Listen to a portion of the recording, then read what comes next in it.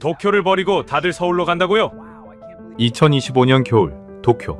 15년째 일본을 취재해온 미국인 칼럼니스트 아서는 믿기 힘든 장면을 목격하고 있었습니다. 세련된 영어 간판들이 하나둘 한글로 바뀌고 있었던 것입니다. 그뿐만이 아니었습니다. 콧대 높던 일본 기업들이 살아남기 위해 한국의 시스템을 연구하기 시작했습니다. 그리고 더 놀라운 일은 따로 있었습니다. 그동안 도쿄를 찬양하던 서양 지식인들마저 짐을 싸서 서울로 향하고 있었던 것입니다. 도대체 한국에서는 무슨 일이 벌어지고 있는 걸까요? 왜 세계의 시선이 도쿄가 아니라 서울로 향하고 있는 걸까요? 지금 그 이야기를 시작하겠습니다. 그 전에 잠깐 이야기를 시작하기 전에 구독과 좋아요 눌러주시면 정말 감사하겠습니다. 어디에서 듣고 계신지도 댓글에 남겨주시고 함께 해주세요. 저는 아서 헤이즈입니다. 미국 뉴욕에서 태어나 26살에 처음 도쿄 땅을 밟은 뒤 어느새 15해가 흘렀습니다. 저는 그동안 정치와 경제, 사회 전반의 흐름을 분석해 온 프리랜서 칼럼니스트로 살아왔는데 솔직히 말씀드리면 도쿄는 제게 단순한 거주지가 아니었습니다. 이 도시는 제 글의 원천이었고 제 세계관의 뼈대였으며 제가 아시아를 바라보는 유일한 창이었죠. 저는 스기나미구의 조용한 주택가에 새들어 살면서 새벽 5시면 어김없이 일어나 녹차 한 잔을 끓이고 창밖을 바라보는 것으로 하루를 시작했습니다. 빗소리조차 리드미컬하게 느껴지는 이 도시의 질서가 저는 진심으로 좋았습니다. 지하철은 초 단위로 정확하게 들어왔고 골목의 선술집 아저씨는 30년째 같은 레시피로 닭꼬치를 구웠으면 편의점 점원은 폭우가 내리는 날에도 흐트러짐 없는 미소로 영수증을 내밀었습니다. 이 모든 것이 쌓여 만들어진 일본이라는 나라를 저는 세계에서 가장 완성도 높은 사회라고 믿어 의심치 않았습니다. 그 믿음은 제 책에도 고스란히 담겼습니다. 5해 전 출간한 완성된 나라 일본은 아시아 전문가들 사이에서 꽤 주목을 받았습니다. 일본이 이른바 잃어버린 30년이라는 긴 침체기를 겪고 있다는 서양 경제학자들의 비판에 저는 정면으로 반박했습니다. 그것은 쇠퇴가 아니라 이미 완성을 이룬 나라만이 누릴 수 있는 우아한 정체라고 저는 썼습니다. 아시아의 절대적인 정점은 일본이며 앞으로도 어떤 나라도 이 견고한 성벽을 넘을 수 없다고 저는 확신했거든요. 그런데 2025년 겨울 모든 것은 아주 작고 사소한 장면 하나에서 흔들리기 시작했습니다. 그날은 스기나미구에서 유난히 하늘이 맑고 높은 전형적인 도쿄의 가을날이었습니다. 저는 늘 하던 오전 산책 코스를 걷고 있었죠. 화려한 네온 사인이 번쩍이는 한류타운. 시노쿠보도 관광객들로 바글거리는 시부야도 아닌 지극히 평범한 현지인들의 일상이 조용히 흘러가는 골목이었습니다. 두부가게 할아버지가 문을 열고 초등학생 아이들이 노란 모자를 쓰고 등교하는 20년 전이나 지금이나 달라진 것 하나 없어 보이는 거리였습니다. 저는 콧노래를 흥얼거리며 걷다가 어느 순간 발걸음을 멈췄습니다. 새로 생긴 작은 카페였습니다. 인테리어는 꽤 세련됐는데 간판이 이상했습니다. 익숙한 일본어도 흔하게 보이는 영어도 아니었습니다. 처음에는 제가 잘못 봤나 싶어 눈을 비볐습니다. 그리고 다시 올려다봤죠. 한글이었습니다. 커피하우스. 동글동글한 한국 글자가 간판에 큼지막하게 새겨져 있었습니다. 저는 속으로 중얼거렸습니다. 한국인 사장이 차린 카페겠지. 도쿄에도 한국 식당이나 카페가 없는 건 아니니까. 대수롭지 않게 넘기려 했습니다. 그런데 발걸음을 옮기며 보니 바로 옆 여성복 가게 쇼윈도에도 한글 스티커가 예쁘게 붙어 있었습니다. 길 건너 꽃집 어닝에도 모퉁이의 오래된 선술집. 나무 간판에도 동그랗고 부드러운 한국 글자들이 박혀 있었습니다. 저는 걸음을 멈추고 손가락으로 하나씩 세기 시작했습니다. 100m 남짓한 그 짧은 골목에 늘어선 20개의 상점 중 7곳이 한글 간판을 달고 있었습니다. 한국 식당도 한국 화장품 가게도 아닌 평범한 동네 상점들이었습니다. 35%였습니다. 저는 그 숫자가 머릿속에서 계속 맴도는 것을 느꼈습니다. 이 조용한 주택가 상권의 35%가 한글 간판을 달고 있다는 사실. 도쿄 한복판에서, 그것도 관광지도 유흥가도 아닌 이 평범한 골목에서요. 저는 결국 그 카페 문을 열고 들어갔습니다. 카운터에는 40대 중반으로 보이는 일본인 여사장이 커피를 내리고 있었습니다. 저는 명함을 꺼내 들이밀며 물었습니다. 왜 한글 간판을 다신 겁니까? 여기는 도쿄 아닙니까? 그녀는 제 질문이 시대에 뒤처진 것이라는 듯 맑게 웃으며 대답했습니다. 요즘은 한글이 훨씬 힙하고 멋있잖아요. 예전에는 간판에 영어를 써야 고급스러워 보였는데 요즘 젊은 애들은 영어가 너무 흔하고 촌스럽다고 생각해요. 인스타그램에 사진 올릴 때도 한글 간판 앞에서 찍어야 친구들 반응이 훨씬 좋거든요. 저는 커피잔을 받아들고 창가 자리에 앉았습니다. 유리창 너머로 그 한글 간판들이 눈에 들어왔습니다. 5년 전만 해도 일본 거리의 영문 간판 비율은 80%가 넘었습니다. 맥도날드, 스타벅스, 유니클로. 서양의 영어가 곧 세련됨의 기준이었죠. 그런데 지금 이 골목에서는 그 영어를 밀어내고 한글이 당당하게 자리 잡고 있었습니다. 저는 낡은 가죽 수첩을 꺼내 첫 줄을 적었습니다. 도쿄의 어느 골목 35%가 한글이다. 왜 그럴까? 그날 오후 저는 발걸음을 돌려 일본 지성의 상징인 와세다 대학교 도서관으로 향했습니다.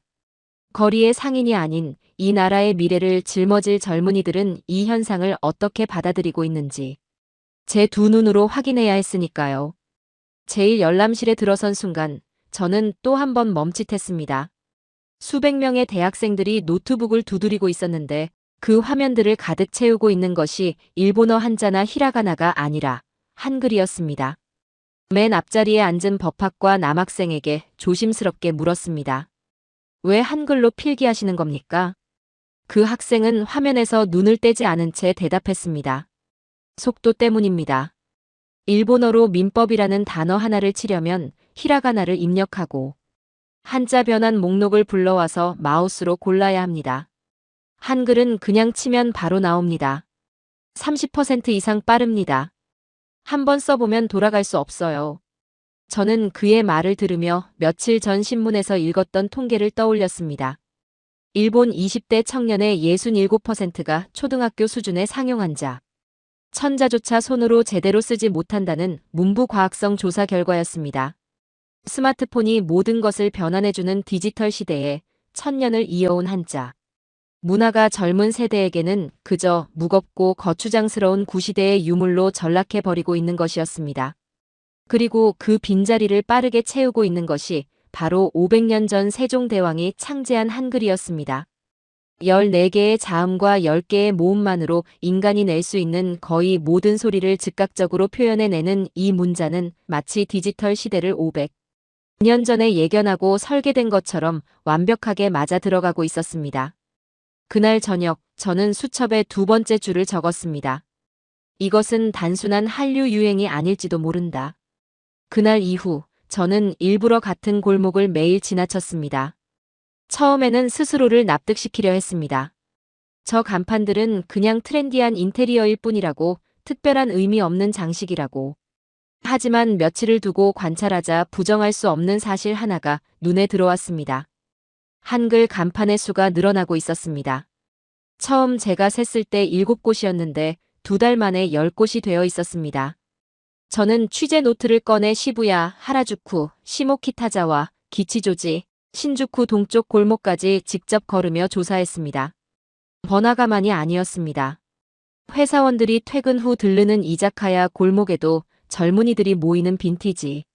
의류거리에도 심지어 학원과 인근의 문구점에도 한글이 조금씩 스며들고 있었습니다. 한국 식당이라서 한글 간판을 다는 것이 아니었습니다. 일본 가게들이 스스로 선택해서 한글을 달고 있었습니다. 저는 이 현상을 좀 더 깊이 파고들기로 했습니다. 먼저 하라주쿠 타케시타 거리를 찾았습니다. 일본 젊은이들의 유행을 수십 년 동안 선도해 온 패션과 문화의 중심지입니다. 저는 거기서 16살쯤 되어 보이는 여학생 3명이 한 가게 앞에 서서 사진을 찍는 장면을 목격했습니다. 그 가게 간판에는 큼지막한 한글이 적혀 있었고 3명 모두 한국 아이돌 스타일의 메이크업을 하고 있었습니다.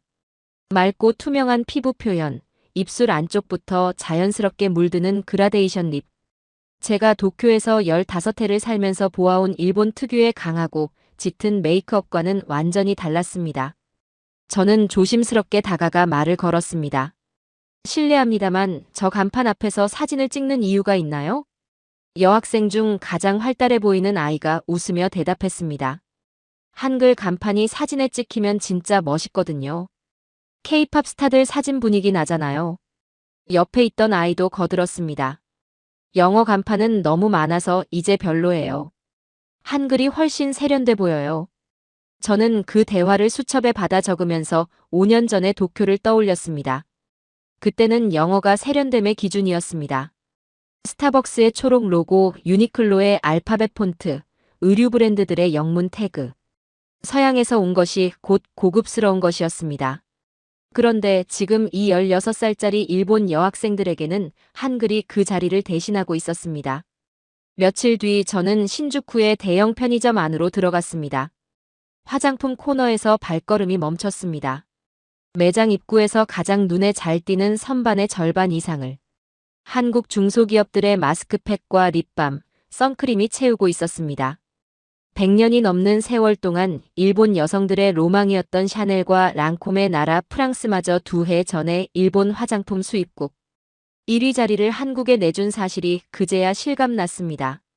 품질은 명품과 맞먹는데 가격은 절반도 안 되고 패키지는 K-팝 감성으로 무장한 한국 제품들 앞에 일본 소비자들이 지갑을 열고 있었습니다. 저는 계산대 옆에 늘어선 잡지 코너에서 최신 패션지를 집어들었습니다. 표지 모델이 한국인 배우였습니다. 한 챕터 전체가 서울 여행 특집이었고 본문에는 서울에서 놓치면 안 되는 카페, 서울 로컬이 추천하는 숨겨진 골목이라는 제목의 기사들이 빼곡했습니다. 저는 잡지를 내려놓고 편의점을 나와 거리를 걸었습니다. 길을 지나는 교복 차림의 여학생들이 스마트폰으로 한국 아이돌 영상을 보며 대박, 헐 진짜 레전드 완전 하고 자연스럽게 한국어를 일상어처럼 섞어 쓰고 있었습니다.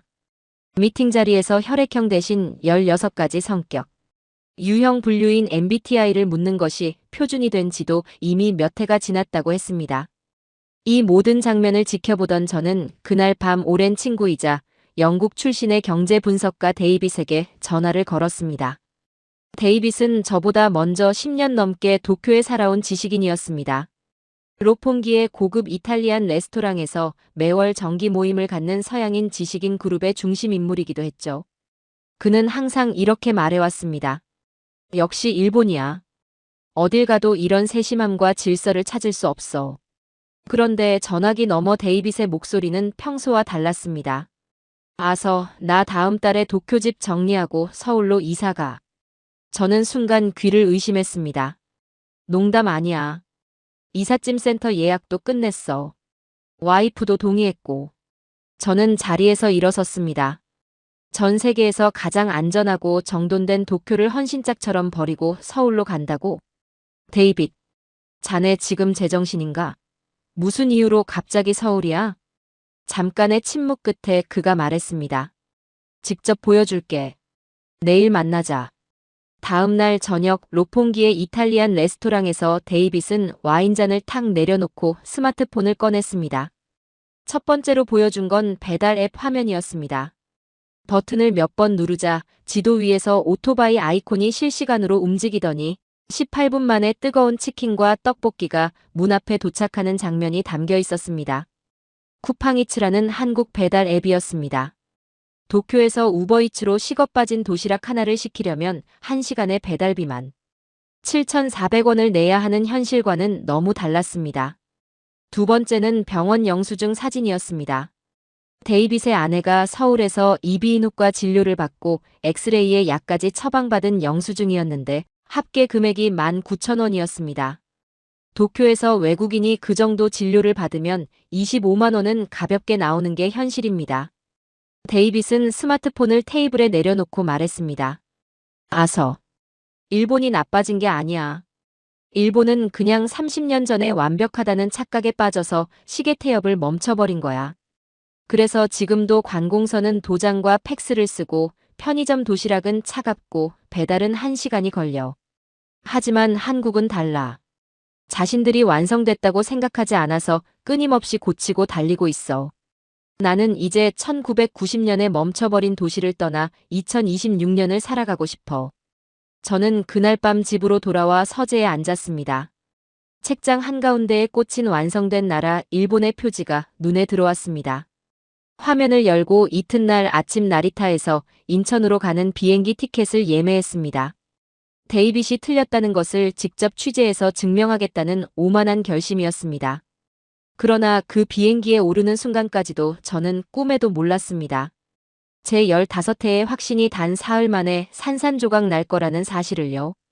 다음 날 이른 아침, 저는 낡은 가죽 수첩 하나와 일주일치 짐이 든 작은 캐리어를 끌고 나리타 공항으로 향했습니다. 탑승 수속을 마치고 게이트 앞 라운지에 앉아 블랙커피를 한 모금 마시며 수첩을 펼쳤습니다. 첫 줄에 또박또박 적었습니다.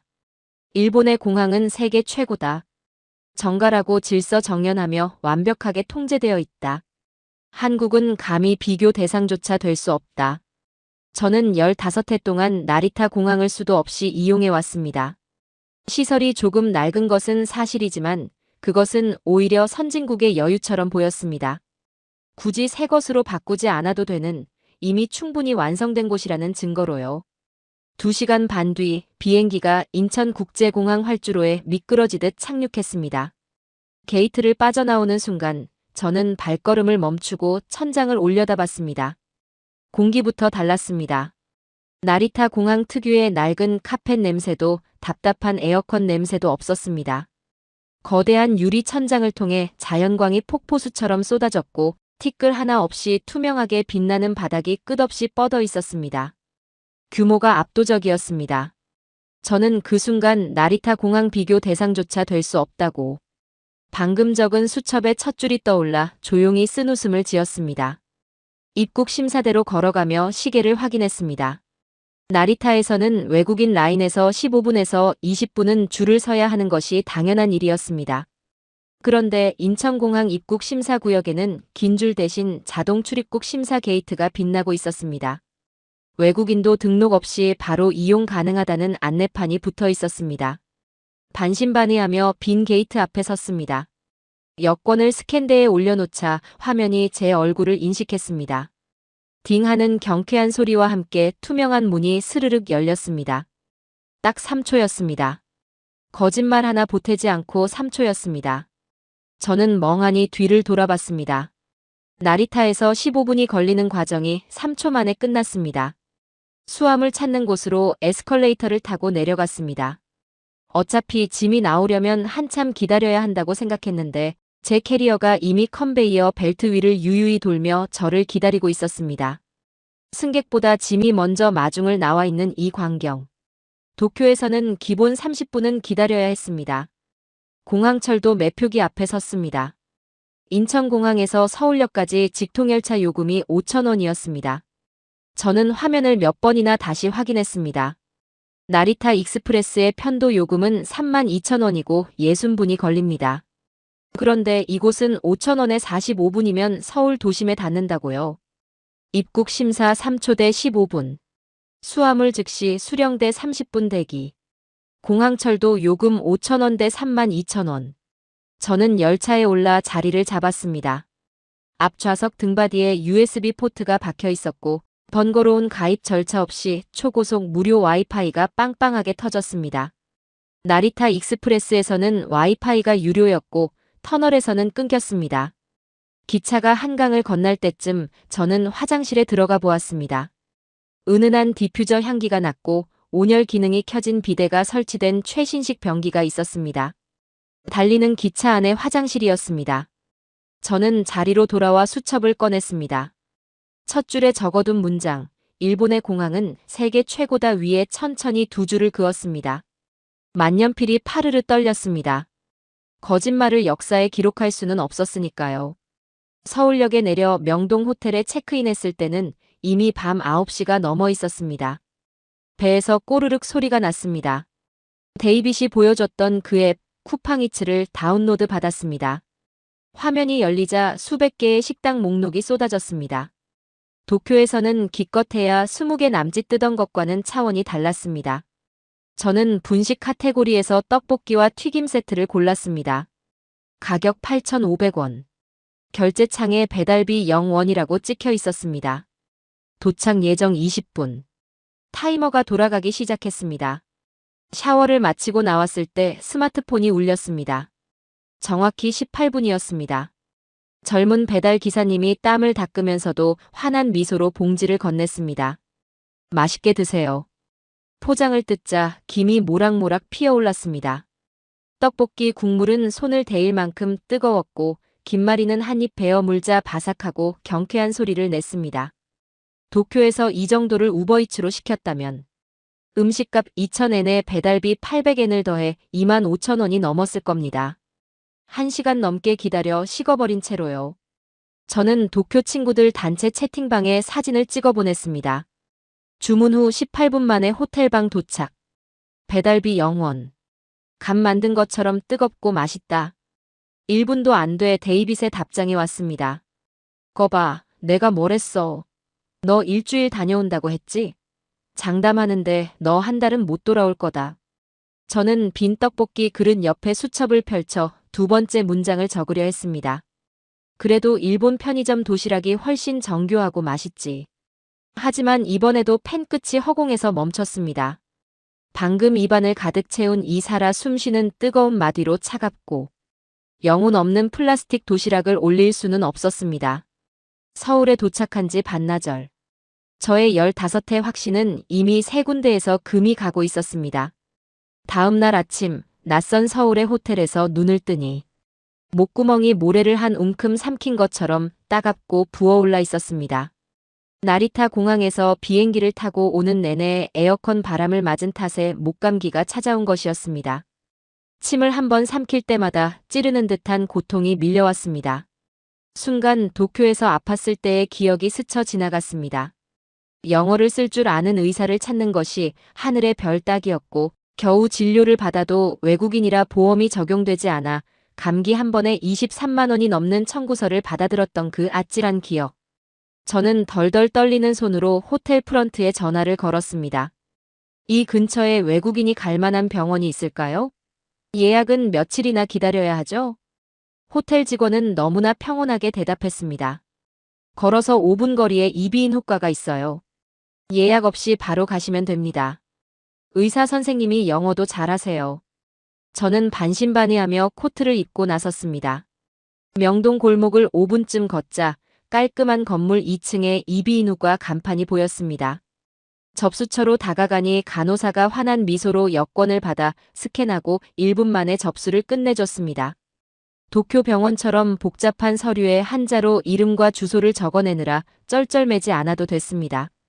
대기실 소파에 앉은 지 채 10분도 안 돼 제 이름이 불렸습니다. 진료실에 들어서자 하얀 가운을 입은 중년의 한국인 의사 선생님이 완벽하고 세련된 영어로 인사를 건넸습니다. 선생님은 최첨단 내시경 장비로 제 목 안쪽과 편도선, 코, 귀까지 꼼꼼하게 들여다봤습니다.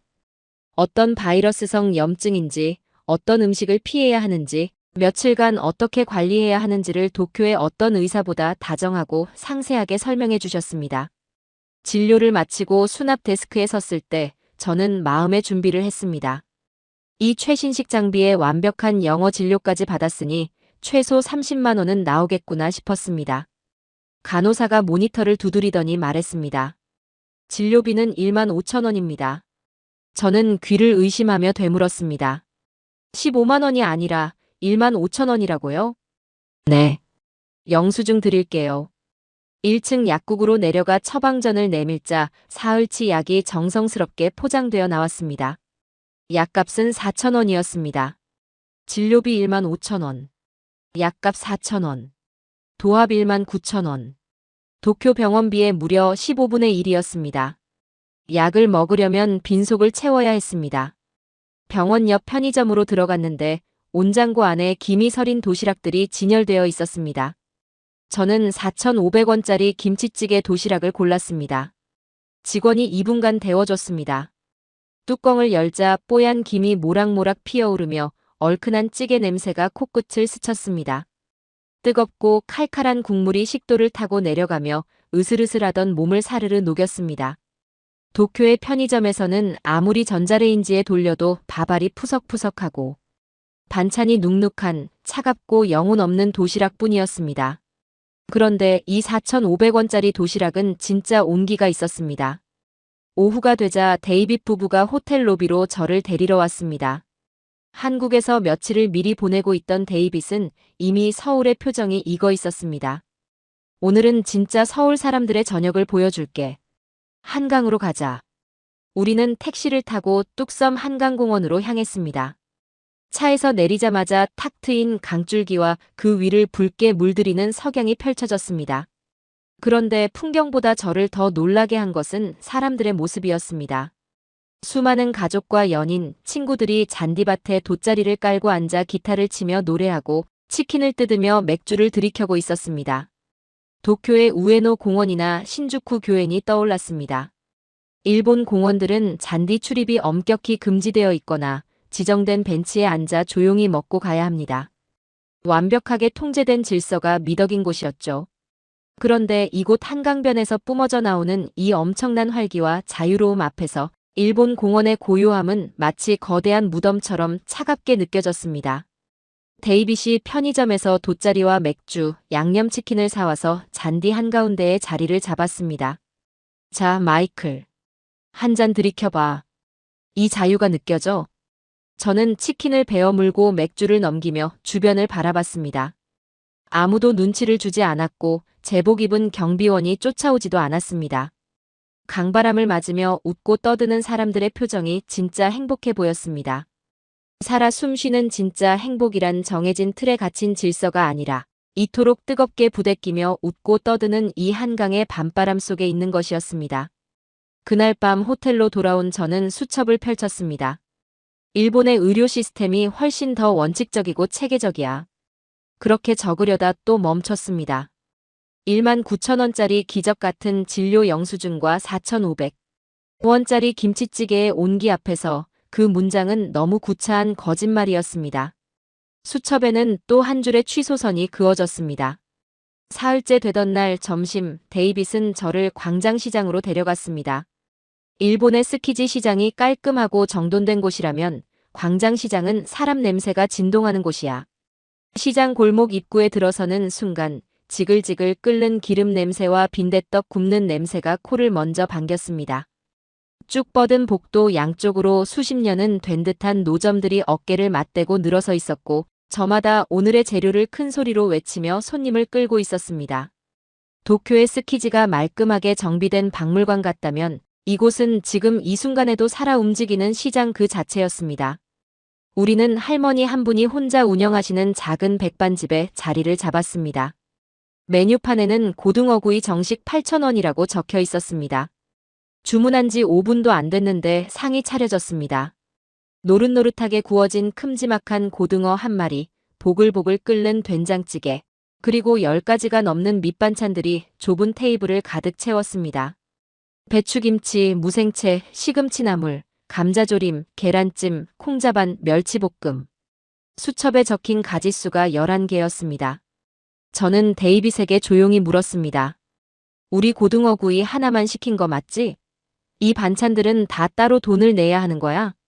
도쿄 이자카야에서는 자리에 앉으면 원하지도 않은 오토시라는 강제 안주값을 내야 하고 양배추 한 접시 추가할 때마다 300엔, 400엔씩 별도로 냈습니다. 그게 당연한 상식이라고 생각했습니다. 데이빗이 박장대소했습니다. 아서, 이건 한국의 인심이야. 메인 하나 시키면 반찬은 전부 공짜야. 더 먹고 싶으면 얼마든지 다시 채워줘. 돈은 한 푼도 안 받아.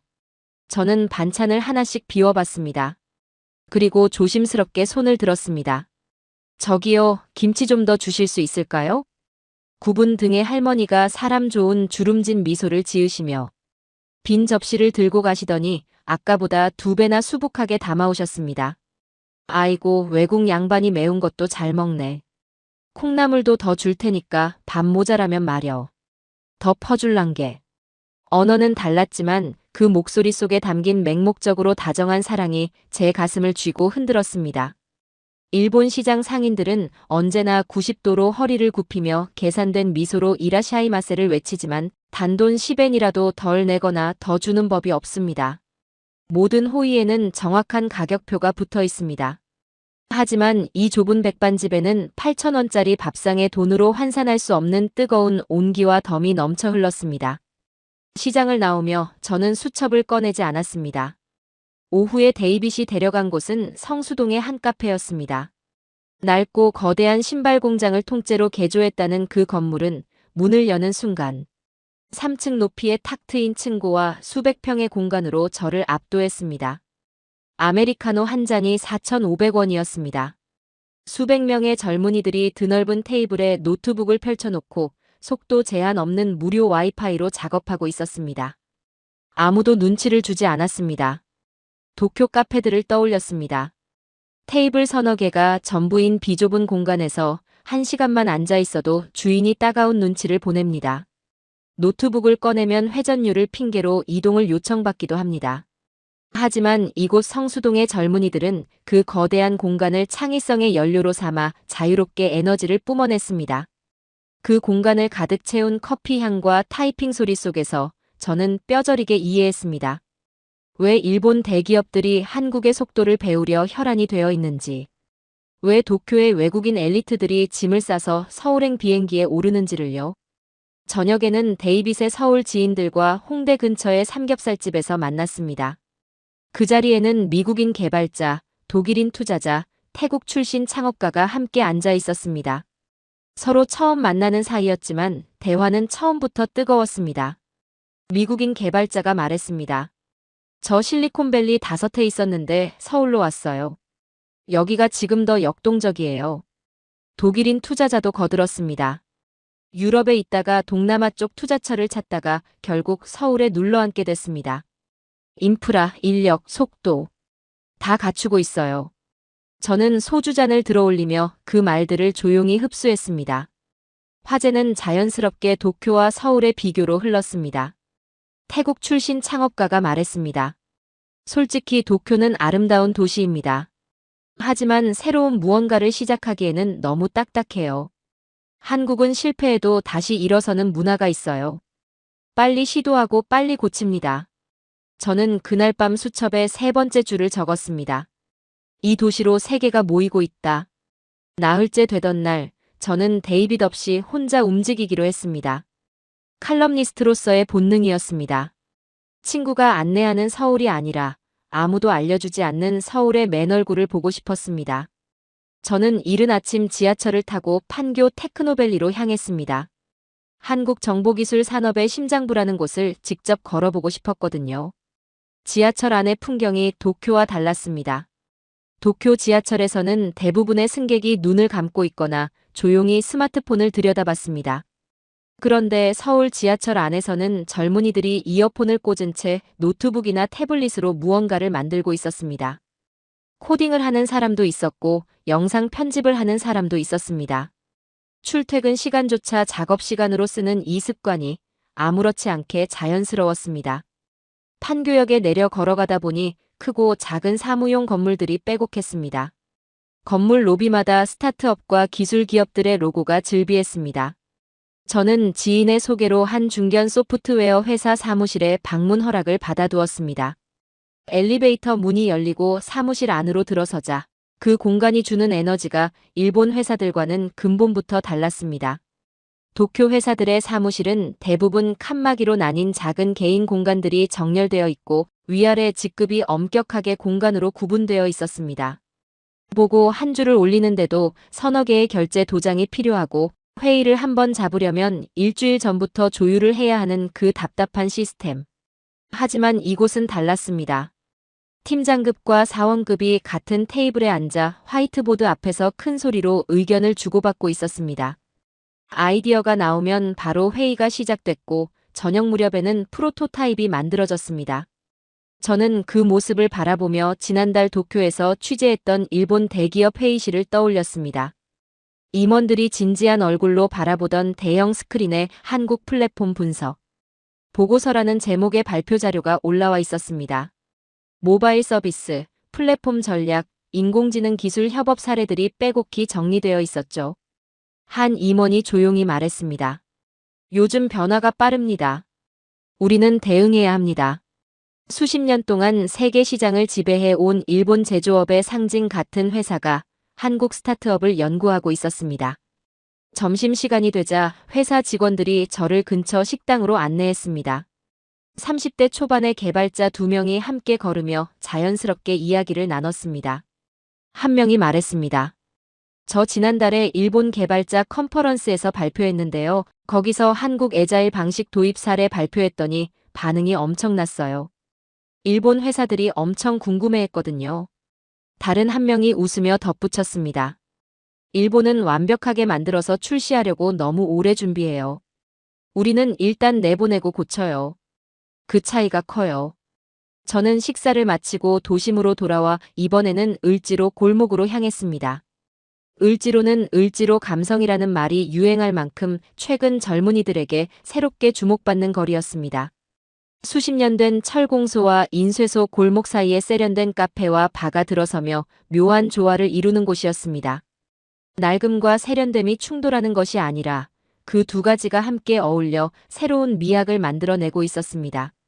저는 한 카페에 들어가 커피를 마시며 옆 테이블의 대화를 듣게 됐습니다. 젊은 남녀 4명이 한국어로 빠르게 이야기를 나누고 있었는데 중간중간 영어 단어들이 자연스럽게 섞였습니다. 피벗, 런웨이, 유저 리텐션. 저는 그 단어들을 듣는 순간 이 젊은이들이 창업을 논하고 있다는 것을 알아챘습니다. 잠시 후 그 테이블의 한 청년이 저에게 말을 걸었습니다. 혹시 외국에서 오셨어요? 취재 오신 건가요? 저는 명함을 건넸습니다. 그러자 그 청년은 유창한 영어로 말했습니다. 사실 저 도쿄에서 2년 동안 일한 적 있어요. 좋은 회사였는데 너무 느렸어요. 아이디어를 내면 실행까지 6개월이 걸렸습니다. 서울로 돌아와서 창업했는데 여기서는 같은 아이디어를 2달 만에 시장에 내놓을 수 있었어요. 저는 그 말을 수첩에 받아 적었습니다. 도쿄에서 6개월이 걸리는 것이 서울에서는 2달이다. 그날 저녁 호텔방으로 돌아와 저는 오랫동안 창밖을 바라봤습니다. 남산타워의 불빛 아래로 자정이 다 되어가는 시간임에도 꺼지지 않는 빌딩들의 불빛과 쉬지 않고 달리는 차들의 헤드라이트가 강물처럼 흐르고 있었습니다. 이 도시는 잠들지 않았습니다. 일본이 30년 전에 완성을 선언하고 시계를 멈춰버린 사이 한국은 단 한 번도 완성됐다고 생각하지 않으며 이 속도로 달려온 것이었습니다. 저는 수첩에 4번째 줄을 적었습니다. 속도는 단순한 빠름이 아니다. 멈추지 않겠다는 의지다. 닷새째 되던 날 저녁, 저는 데이빗의 제안으로 서울의 마지막 밤을 강변에서 보내기로 했습니다. 뚝섬 한강공원 잔디밭에 돗자리를 깔고 앉아 저는 처음으로 아무것도 취재하지 않고 그냥 이 도시를 바라봤습니다. 강 건너로 아파트 불빛들이 하나씩 꺼지다가도 다시 켜졌습니다. 밤 12시가 넘은 시간인데도 한강변에는 사람들이 가득했습니다.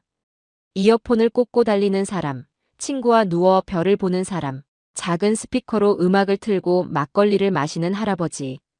도쿄였다면 이 시간에 공원에서 이런 모습은 볼 수 없었을 겁니다. 데이빗이 캔맥주를 건네며 말했습니다. 아서, 자네가 쓴 책 있잖아. 완성된 나라 일본. 지금도 그 제목이 맞다고 생각해? 저는 캔을 받아들고 한참 말이 없었습니다. 그때 제 머릿속에 와세다 도서관에서 만났던 그 법학과 남학생의 얼굴이 떠올랐습니다. 한글로 필기하면 30% 이상 빠릅니다. 한번 써보면 돌아갈 수 없어요. 무심하게 타이핑하며 내뱉던 그 말이 지금은 완전히 다르게 들렸습니다. 그것은 단순히 편리함의 문제가 아니었습니다. 일본이 완성이라는 이름으로 천년을 이어온 한자 문화에 안주하는 사이 젊은 세대는 더 빠르고 더 효율적인 것을 스스로 찾아낸 것이었습니다. 그리고 그들이 선택한 것이 500년 전 한국의 군주가 백성을 위해 만들어낸 문자였습니다. 저는 데이빗에게 물었습니다. 자네는 언제부터 일본이 멈춰 있다는 걸 느꼈어? 그는 잠시 강물을 바라보다가 대답했습니다. 처음에는 작은 것들이었어. 관공서에서 여전히 팩스를 쓴다는 것. 회사 회의 자료를 인쇄해서 나눠준다는 것. 신용카드가 안 되는 가게들. 하나하나는 별거 아닌 것 같은데 그게 전부 연결되어 있었어. 변하지 않는다는 태도가 곳곳에 스며들어 있는 거야. 저는 그 말을 들으며 15해 동안 제가 완성이라고 찬양했던 것들을 하나씩 떠올렸습니다. 지하철의 정확함. 그것은 변하지 않은 것이 아니라 변할 필요를 느끼지 못한 것이었습니다. 골목 선술집의 30년 된 레시피. 그것은 장인 정신이 아니라 도전을 포기한 익숙함이었는지도 몰랐습니다. 편의점 도시락의 정갈한 포장. 그 안에 온기가 없었습니다. 저는 그 밤 수첩에 이렇게 적었습니다. 나는 15해 동안 일본의 멈춤을 우아함이라 불렀다. 그러나 그것은 완성이 아니라 두려움이었다. 더 나아지면 지금의 완벽함이 깨질까봐 더 이상 달리지 않기로 선택한 나라의 조용한 퇴장이었다. 강바람이 불어왔습니다. 저는 수첩을 덮으며 데이빗에게 물었습니다. 한국은 왜 이렇게 됐을까? 이 속도가 어디서 나오는 거야? 데이빗이 웃으며 말했습니다. 불과 70년 전에 이 나라는 세계 최빈국이었어. 전쟁으로 모든 것이 잿더미가 됐지. 그 기억이 아직 살아있는 거야. 한국인들은 멈추면 다시 그때로 돌아갈 수 있다는 걸 뼈로 알고 있어. 그래서 멈추지 않는 거야. 저는 그 말이 가슴 깊이 박혔습니다. 불과 70년 전 1인당 국민소득이 67달러에 불과했던 나라. 세계의 경제학자들이 이 나라가 다시 일어서는 것은 불가능하다고 손을 놓았던 나라. 그 나라가 지금 전 세계의 젊은이들이 짐을 싸들고 몰려드는 곳이 되어 있었습니다. 그 기적을 만든 것은 앱도 시스템도 정책도 아니었습니다. 저는 한국의 역사책에서 읽었던 장면들을 떠올렸습니다. 캄캄한 지하 막장에서 진폐증을 알아가며 석탄을 캐던 광부들. 머나먼 이국당 병원에서 시체를 닦으며 외화를 벌어오던 어린 간호사들. 열사의 중동 사막에서 살이 타들어가는 고통을 견디며 밤낮 없이 건물을 올리던 기술자들. 공장 미싱 앞에서 졸음을 쫓아가며 청춘을 바쳤던 노동자들. 그들의 굽은 등과 짓무른 손발이 오늘 제가 서울에서 마주한 모든 기적의 주춧돌이었습니다. 18분 만에 날아온 뜨거운 떡볶이. 19,000원짜리 의료비. 3초 만에 열리는 공항의 게이트. 이 모든 것이 하늘에서 뚝 떨어진 것이 아니었습니다. 저는 오랫동안 한강을 바라봤습니다. 다음 날 아침, 저는 인천공항으로 향하기 전에 혼자 서울 한 곳을 더 들렀습니다. 경복궁이었습니다. 광화문 앞에 서서 고궁의 웅장한 지붕선을 올려다보며 저는 50년 전 이 문 앞이 어떤 모습이었는지를 생각했습니다. 전쟁의 포화로 수없이 불타고 훼손됐던 이 궁궐을 한국인들은 수십 년에 걸쳐 조용히 복원해 왔습니다. 기록을 뒤지고 고증을 거치고 무너진 돌 하나하나를 다시 제자리에 올렸습니다. 그것도 멈추지 않는 힘이었습니다. 잃어버린 것을 되찾으려는 끈질긴 의지. 지금의 모습에 안주하지 않고 더 나은 어제와 더 나은 내일을 동시에 꿈꾸는 기질. 그것이 한국인들이 가진 심장의 구조였습니다. 저는 경복궁 돌담길을 따라 천천히 걸으며 수첩을 펼쳤습니다. 그리고 처음으로 지우지 않을 문장을 적어 내려갔습니다. 완성된 나라는 없다. 완성을 믿는 순간 퇴장이 시작된다. 일본은 완성을 마침표로 여겼고 한국은 완성을 새로운 출발선으로 여겼다. 나는 15해 동안 그 차이를 보지 못했다. 인천공항 출국장 탑승 게이트 앞 소파에 앉아 저는 스마트폰을 꺼냈습니다. 어김없이 자동심사대를 단 3초 만에 통과하고 수화물을 찾는데 30분을 기다리는 대신 즉시 짐을 들고 나온 뒤였습니다. 일주일 전 나리타 공항에서 이 수첩에 적었던 첫 문장, 일본의 공항은 세계 최고다. 저는 그 문장 위에 마지막으로 긴 취소선을 그었습니다. 그리고 서양인 친구들의 단체 채팅방을 열었습니다. 다들 고집 피우지 말고 직접 와서 두 눈으로 봐라. 너희들의 확신이 무너지는 데는 단 사흘이면 충분하다. 나는 도쿄로 돌아가서 이삿짐을 쌀 생각이다. 메시지를 보내자마자 채팅창이 폭발하기 시작했습니다. 거봐, 내가 뭘 했어. 그래서 우리가 도쿄를 떠나 서울로 간다니까. 그 멈춰버린 도시에는 이제 더 이상 배울 게 없어. 저는 스마트폰을 가방에 넣고 가방 깊숙한 곳에서 완성된 나라 일본의 개정판 원고 뭉치를 꺼냈습니다. 빨간 펜을 들어 첫 문장 일본은 아시아의 정점이다 위에 길고 굵은 취소선을 그었습니다. 그리고 그 밑에 새로운 첫 문장을 적었습니다. 완성은 끝이 아니라 끝없는 진화의 시작이어야 한다. 비행기가 활주로를 박차고 날아올랐습니다. 창밖으로 한강이 굽이치며 작아졌습니다. 아파트 숲이 보였고 그 사이사이 꺼지지 않는 불빛들이 보였습니다. 밤새 달리는 배달 오토바이들이 보일 것 같았습니다. 새벽 2시에도 화이트보드 앞에 서서 다음 버전을 고민하는 개발자들이 보일 것 같았습니다. 도쿄로 돌아가면 저는 가장 먼저 이삿짐 센터에 전화할 것입니다. 그리고 책상 앞에 앉아 새 원고의 첫 페이지를 펼칠 것입니다. 제목은 이미 정해져 있습니다. 서울, 완성을 거부하는 나라. 비행기는 어느새 일본의 영공을 향해 날아가고 있었습니다. 하지만 저의 마음은 이미 그 반대 방향을 향하고 있었습니다. 창밖으로 구름 사이에 별들이 보였습니다. 저는 수첩을 덮고 눈을 감았습니다. 15해 동안 제가 찬양했던 완성의 세계가 무너지는 소리는 이상하게도 해방의 소리처럼 들렸습니다. 낡은 가치관이 산산조각 나는 그 순간이 두렵기는커녕 오히려 후련하고 벅찼습니다.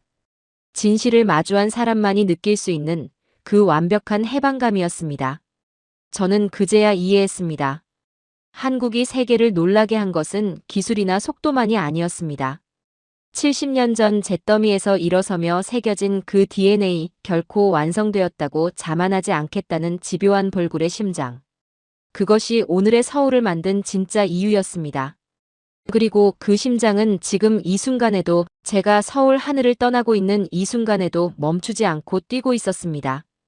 오늘 이야기 마음에 남으셨다면 좋아요와 구독으로 함께 해주세요. 짧은 한 줄 생각도 댓글로 남겨주시면 고맙겠습니다. 비행기 안에서 저는 한 가지 더 생각했습니다. 이 여정에서 제가 마주한 것들 중 가장 오래 가슴에 남을 장면은 최첨단 공항도 기적 같은 배달 앱도 저렴한 의료비도 아니었습니다. 광장시장 백반집 할머니의 목소리였습니다. 아이고 외국 양반이 매운 것도 잘 먹네. 밥 모자라면 말여. 더 퍼줄란게.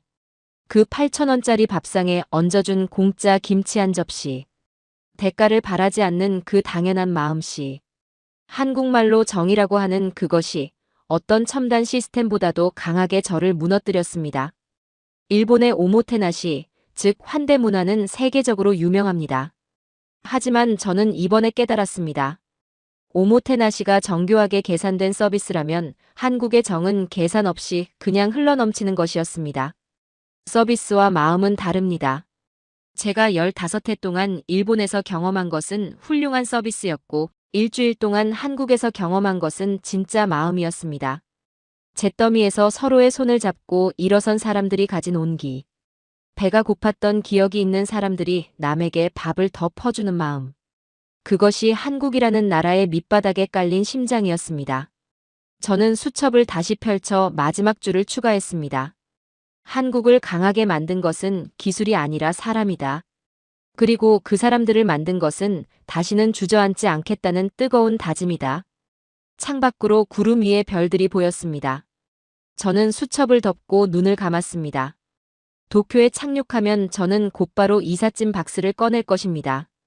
그리고 짐을 싸며 새 원고의 첫 문장을 머릿속으로 다듬을 것입니다. 더 이상 완성된 나라를 찾는 글이 아닌 완성을 거부하며 달리는 사람들의 이야기를 쓸 것입니다. 그 이야기의 첫 장면은 스기나미구의 평범한 골목, 동글동글한 한글로 적힌 작은 카페 간판에서 시작될 것입니다. 오늘 제가 전해드린 서양인 지식인의 뼈저린 반성문이자 도쿄를 집어삼킨 위대한 한국의 이야기, 어떻게 들으셨습니까? 가슴 한구석이 뻐근해지면서 참을 수 없는 뜨거운 자부심이 솟구치지 않으셨나요?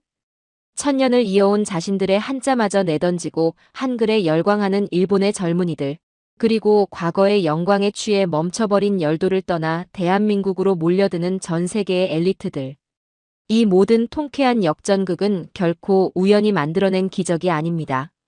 서양인 작가 아서의 고백처럼 18분 만에 날아오는 배달이나 3초 만에 열리는 공항의 시스템. 이면에는 세계 최빈국이라는 참혹한 절망 속에서도 결코 주저앉지 않았던 우리 어르신들의 처절했던 피와 땀, 그리고 희생이 고스란히 서려 있습니다. 자식들 밥 한 술 더 먹이겠다고 캄캄한 공장에서 밤을 지새우고 거친 모래바람을 맞으며 벽돌을 나르고 허리가 휘도록 일터로 나가셨던 여러분의 그 구두는 살 박인 손마디가 없었다면 오늘날 전 세계가 부러워하는 이 위대한 대한민국은 결코 존재할 수 없었을 것입니다. 일본의 콧대를 납작하게 꺾고 세계의 중심에 우뚝 선 이 찬란한 국격은 다름 아닌 이 영상을 보고 계신 우리 어르신들께서 온 인생을 바쳐 맨주먹으로 빚어내신 가장 값진 훈장입니다. 이 나라를 일구신 어르신들의 눈물겨운 헌신과 거룩한 노고에 다시 한번 허리 굽혀 깊은 존경과 감사의 인사를 올립니다. 오늘 사연을 들으시며 여러분의 가슴 속에도 그 시절의 뜨거웠던 이야기들이 떠오르셨을 텐데요. 여러분이 직접 겪어내신 그 거친 세월의 영웅담과 벅찬 감동을 꼭 댓글로 남겨주셔서 이 채널에 모인 많은 분과 귀한 지혜를 나누어 주시길 바랍니다. 또한 여러분의 따뜻한 응원과 클릭 한 번이 더 가슴 뛰고 감동적인 사연을 찾아 이 채널을 지탱하고 운영해 나가는 가장 큰 원동력이 됩니다. 아직 구독을 누르지 않으셨다면 지금 바로 구독과 좋아요를 꾹 눌러주시면 정말 큰 힘이 되겠습니다. 긴 시간 저와 함께 호흡하며 이 벅찬 이야기를 끝까지 들어주셔서 진심으로 감사합니다. 비록 삶의 고비고비마다 숱한 시련이 있었지만 그것을 딛고 일어나 세계 최고의 나라를 물려주신 당신은 우리 모두의 영원한 자랑이자 진정한 영웅입니다. 오늘 하루도 정말 고생 많으셨습니다. 늘 건강하시고 내일은 오늘보다 더 환하게 웃으시는 눈부신 하루가 되시기를 두 손 모아 기원하겠습니다. 감사합니다.